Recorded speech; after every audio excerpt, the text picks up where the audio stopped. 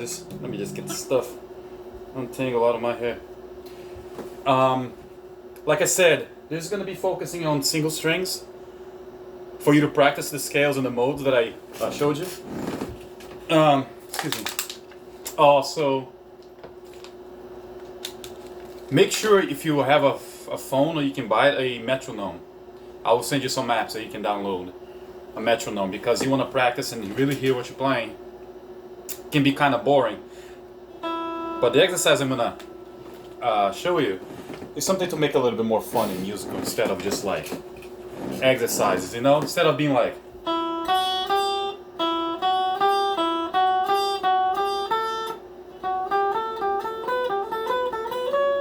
right? Because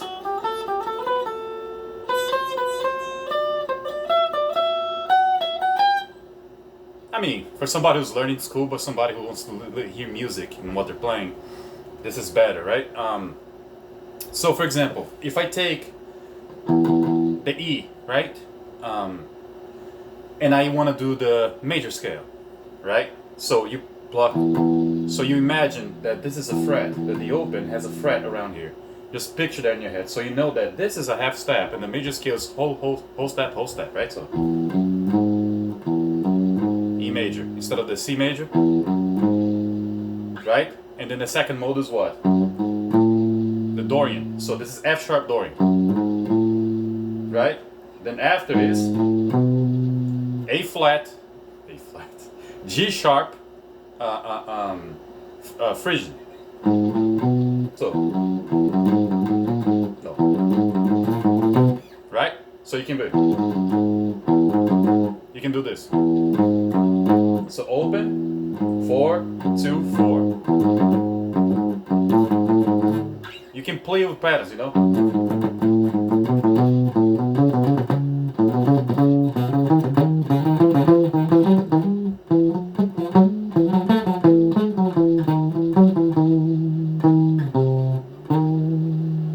Right? So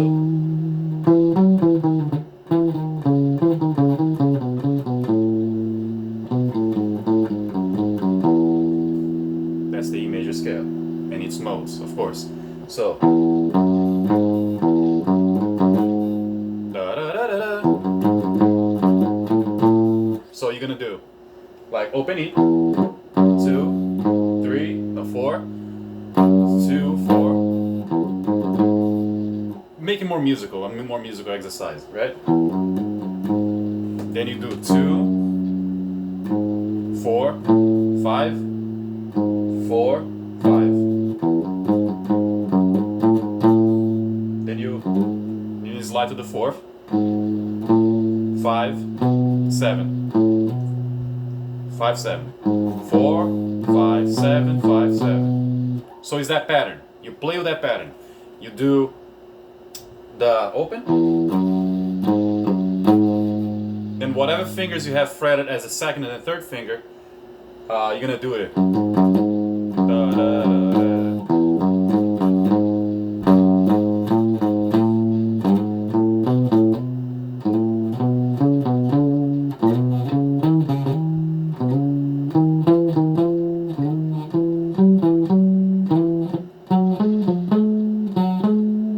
It just restarts here. Remember the 12th fret? This is the same as the open. Right? So what is the lesson here? You play with that pattern, and you're realizing you're going up and down the major scale in all its modes. So, you know, like I showed you before, Ionian, or the major scale, the natural major scale. Then F sharp, Dorian, slide, G sharp Phrygian, slide, A Lydian, B Mixolydian,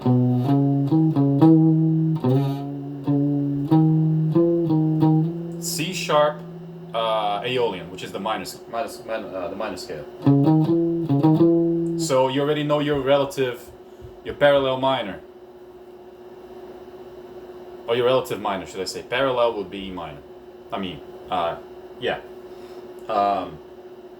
So there you go. That's a relative minor scale, right? The Aeolian. So this is the Locrian. Remember the Locrian? So it's E, not E, my bad. So E flat or G. In this case, because it's not a minor, it's a G, D sharp.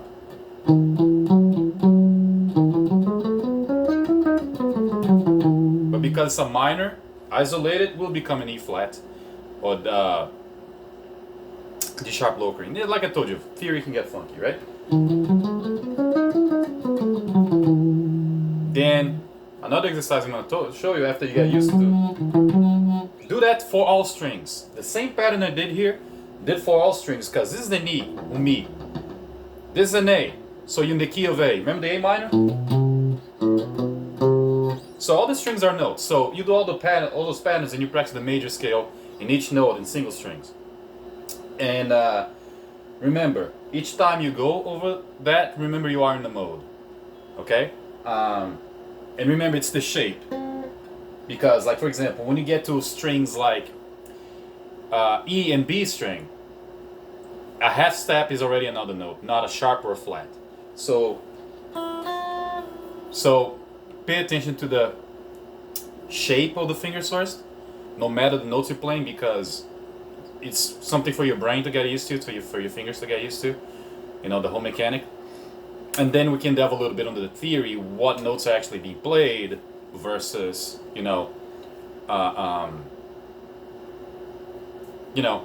what just the shapes you're doing. Because like I said, in order for you to find the notes in the guitar neck, that's really relevant, and for you to practice solfege eventually too. Sing the notes, know what the minor thirds are. So on the major thirds, like you have the major third here. What's the major third? The major third is A sharp. Okay, so A sharp.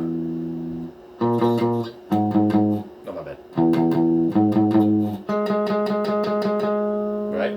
So you have the A sharp, you have the G. So G, right? G sharp. My bad. Why was I saying A sharp? It's G sharp. So there's your major third here. The first fret on the G, because the G sharp, G sharp, right?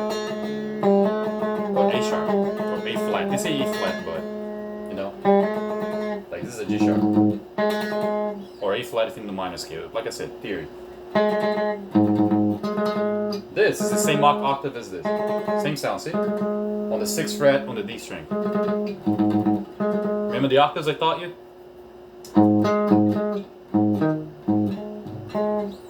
Like 2 up, 2 down. The only thing that changes is on the G string because the tunings is different here. So it's 3 down.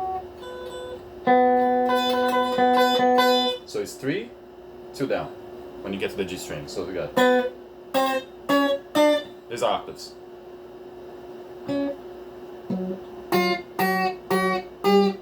Same thing for the B string. When you have the D string, you go 3. 1, 2, 3, 2 down. Now the rest, the E string to the D, or the A string to the G string, is the same thing as the first patterns I told you. Then you go to that pinky process, the pinky step. All right. So you play with that.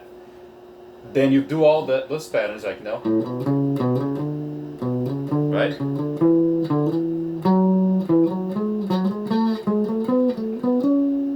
You can keep going if you want. Just repeat.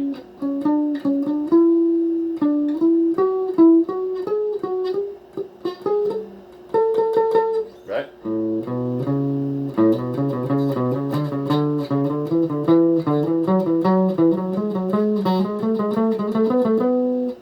Then you practice all the techniques like legato,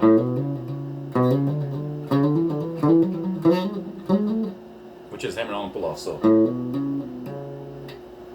also make sure you keep your thumb straight when you're doing these types of runs. After when you learn how to play, do the bending, you can put your thumb over because it gives you more, right? Give you a little bit more grip, a little bit more grit to your playing. Like I said, learn the rules so you can break them. But for now, if you're gonna do like it's always good to leave your, your thumb, because then you're gonna get a lot of tension on your hand. Okay, you don't want that. You're gonna get tired eventually playing. Like bar chords. If you do the bar chord, a lot of people get, tense on their hands. So do some stretches like this, right? Like stretch your forearm as well. And you don't need to put that lot of much pressure. You practice that too. See how much pressure you can put, and try not move your fingers a lot, like lift them up like this too much. Go like this.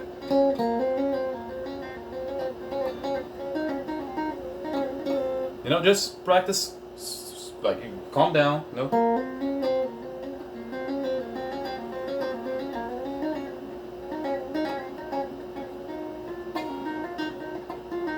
Doesn't matter if it's very low, the volume, if you cannot hear too much.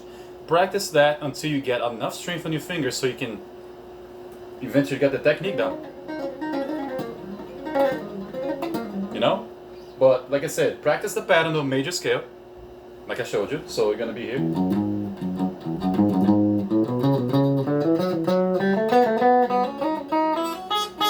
Right? Then you know all of it. Guys, you go here. E major. Then you go here.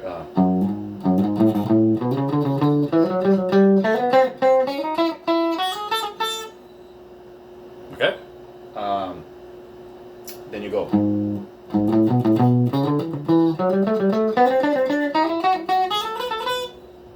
All the strings. You just practice those patterns. Dorian. You keep naming them in your head. Hey, Ionian, Dorian, Phrygian, Lydian, Mixolydian, and Aeolian. Then Locrian, right? So we stopped at Phrygian, right? Then we go to the Lydian. A Lydian? Not a Lydian, but the Lydian pattern. In all the strings. But those are the first three notes, okay? The first three notes in each. So you have the root, second, and major third. You're not doing all the modes, you're just doing the same pattern for them. So you get used to them in each string. So you remember major scale.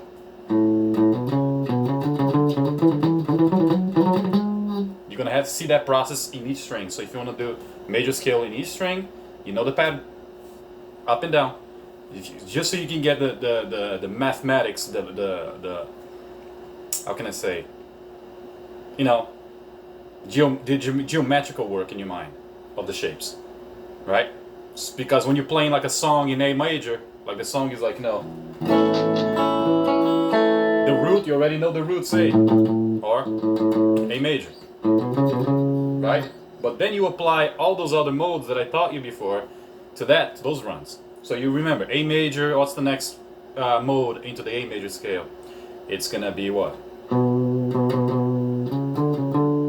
B Dorian, right? And it can be the B Dorian here. You practice. You choose a chord progression for you. You put an A, right? A B minor, right? Then what's the next after B Dorian? C sharp, Phrygian. So you do a C7 or C minor too. A C minor 7, I should have said. C sharp minus major 7, my bad. C sharp 7, C sharp minor 7. Because there's no B flat, or D flat should I say, there's a D flat minor 7. And it switches to a C or D flat 7 if you want, right?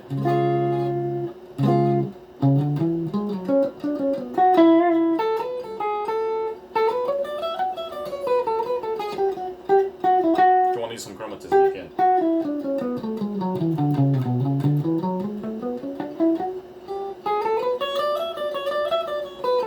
right?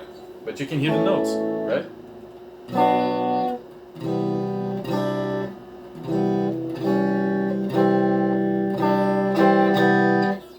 Or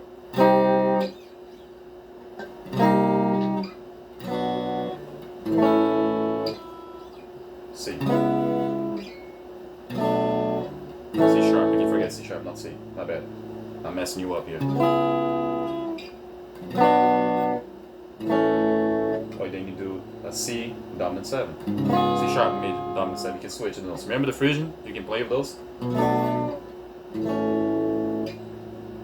Again.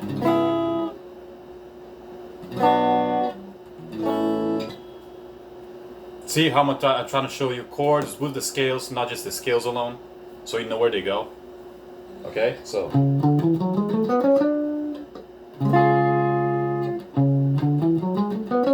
Minor. Minor 7.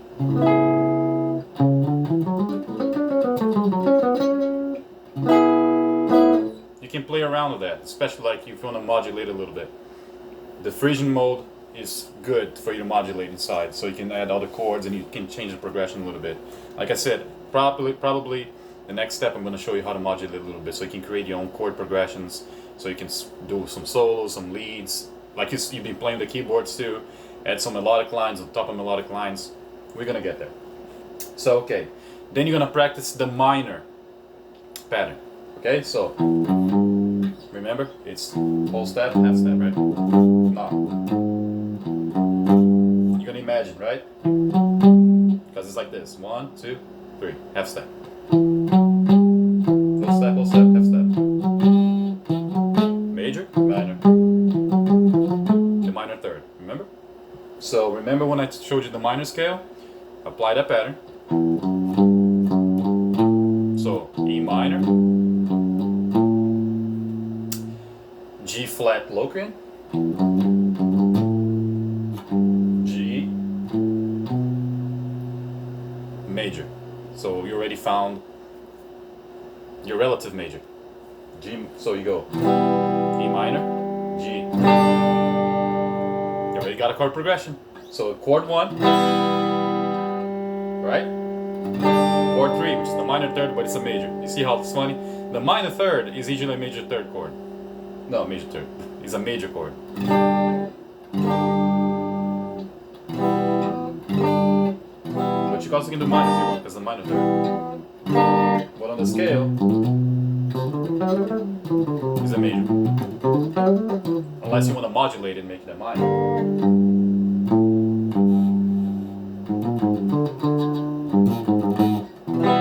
See? The minor third, you can modulate that. You can make it a minor chord, or you can modulate, or you can keep doing, which is the major, or G major. It's just a good way for you to modulate between minor and major, and you can change the entire feel of your song. So let's go.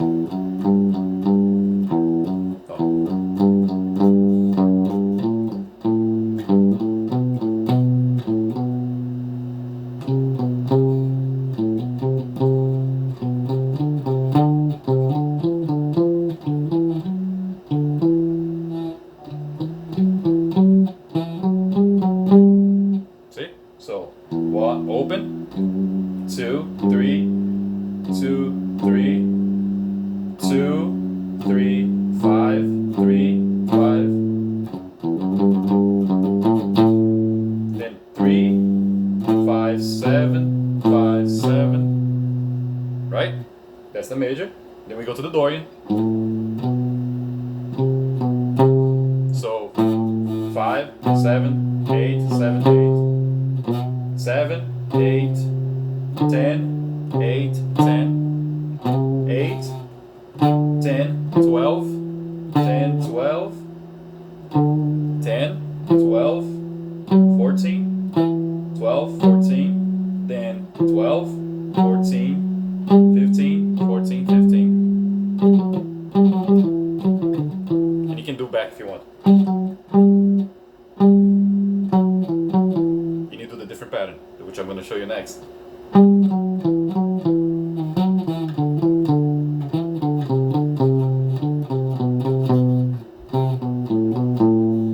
See that? So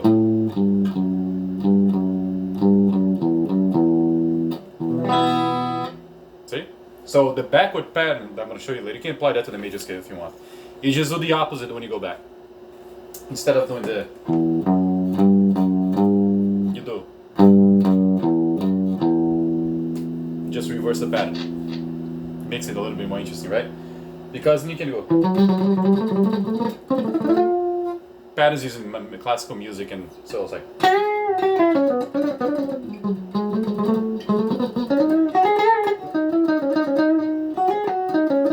Right? There are different patterns too.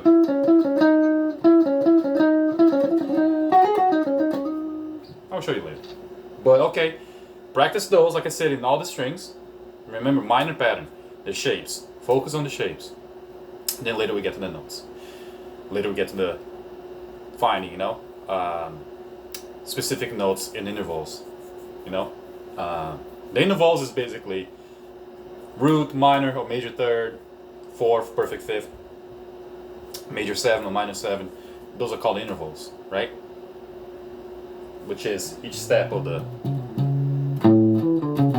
right?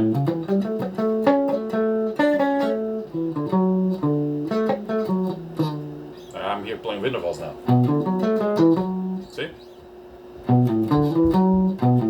Second, like if I'm on major, A major, I'm doing second, root, perfect fifth, fourth, then root, major 7.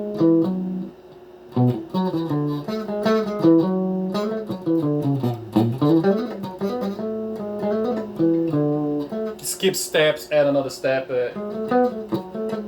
See what sounds cool to you in your band.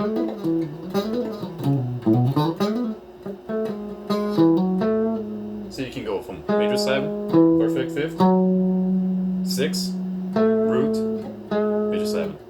It's a cool pattern, right?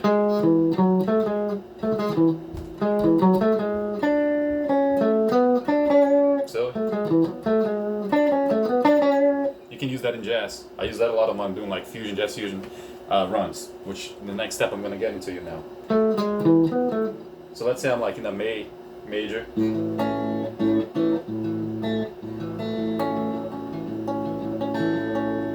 A major.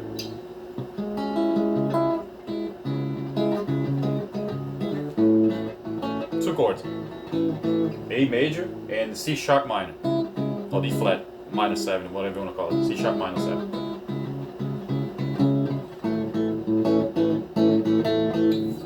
Then you can apply that pattern, that I showed.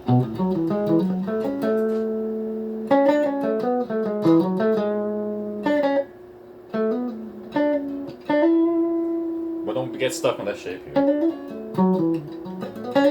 What's the next shape? Dorian.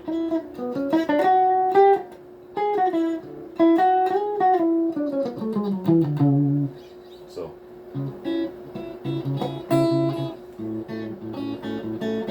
Because you have the C sharp is a Frisian. So you already get them mapped in your head. C sharp, Frisian. And the C sharp is, or the D flat, whatever is the major third. Remember what I told you about the major third and the minor third? You can mess around and modulate on that. The minor and because we have the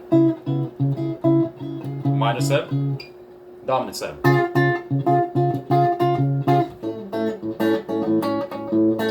Right, so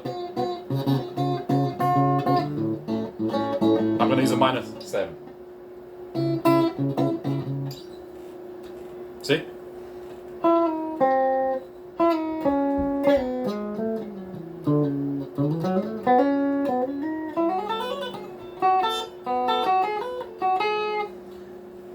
I'm going to send you, I don't know if I did already, I think I did, some courses and studies so you can learn these patterns.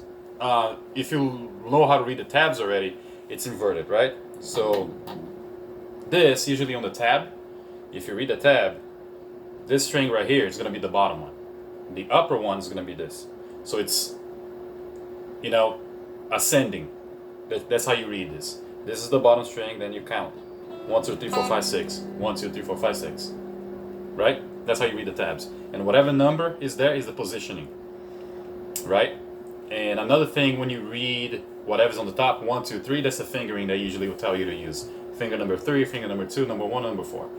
It's just a way to sometimes make your life easier. Instead of you just, because sometimes when you're playing, you're gonna have struck in the box, so you want a way to.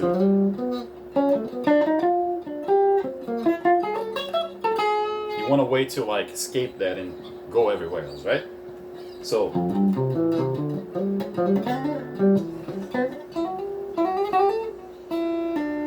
You can switch fingers, like. See? For the same note, because you go in there, your run is gonna go. See?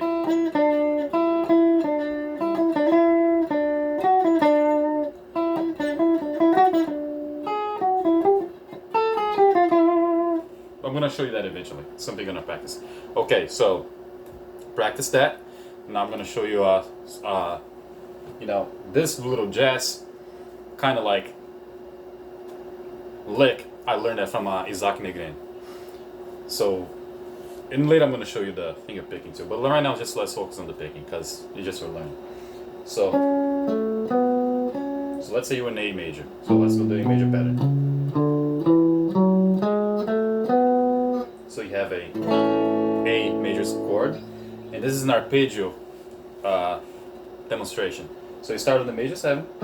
So 1, 2, 3, 4, 5, 6, 7. You know this is the major 7, right? And this is the root. So you're gonna do major 7,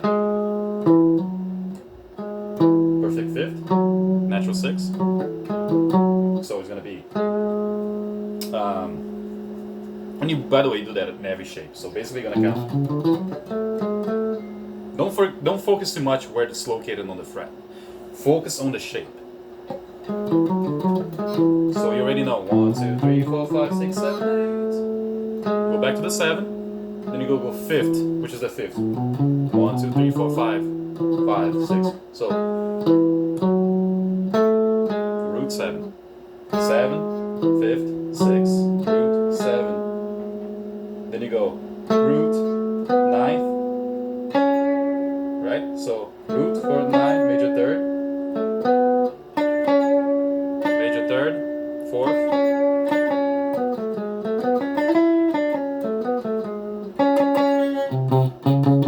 same note. See? So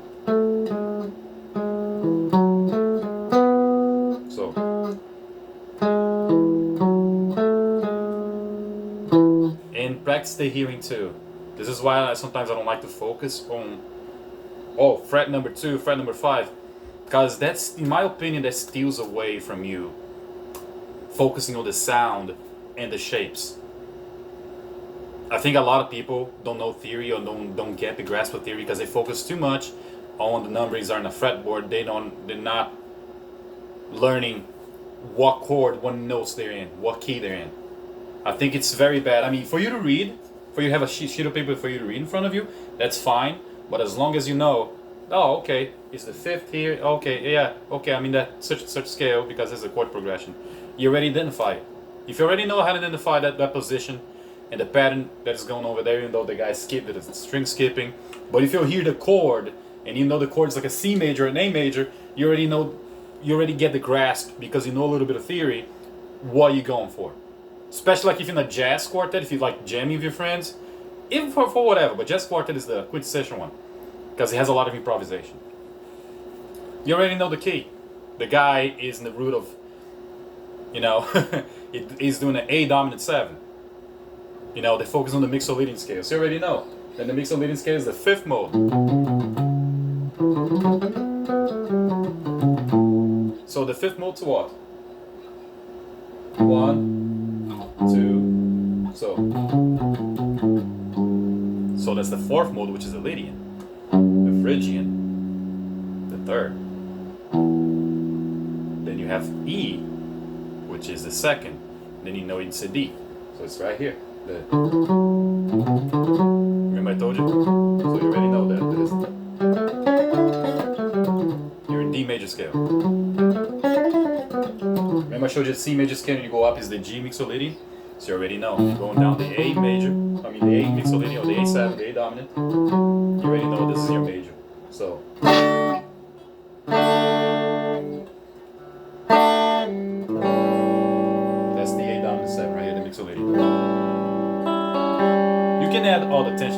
course, I'm gonna just show you the vanilla stuff. See?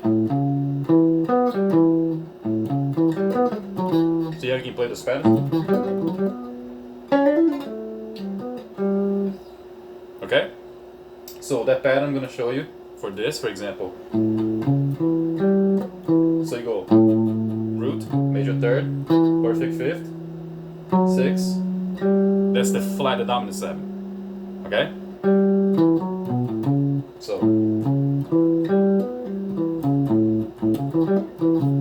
that's the typical arpeggio for that. You can keep going if you want, but if you want to do root or major 7, start a different interval for the arpeggio.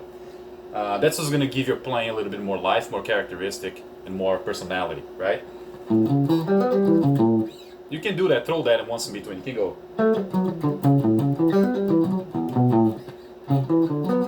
You can start whenever you want, right?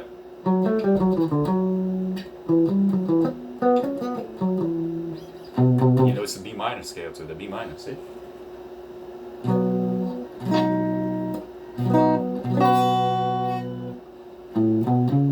So remember, the Mixolydian is a 7th mode of the minor scale, and it is the 5th mode of the major scale.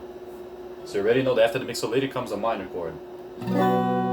So you have A, 7, dominant 7, B minor. But you, like I said, you can color that B minor with a B minor 7 too.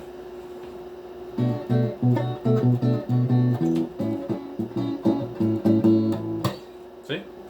Then you use the modes. Use the modes to create your own pattern of solos and phrasing. But like I said, so root, minor third. It's actually in good taste for you to do a hammer on. Sounds a little bit better, but you can block it for another. So 1, 2. So root, major third, 5th, flat 7. Okay, the dominant 7, 5th, 6, root, 2nd, or the 9th. That's the 4th. 2nd, or the 9th too. Major 3rd, root.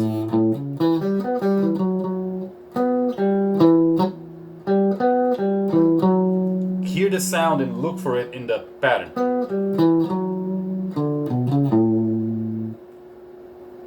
Now if I do a Locrian or a half diminished, okay? So I have this. So if I have to get the shape of the thing, the chord, for example, and push it here.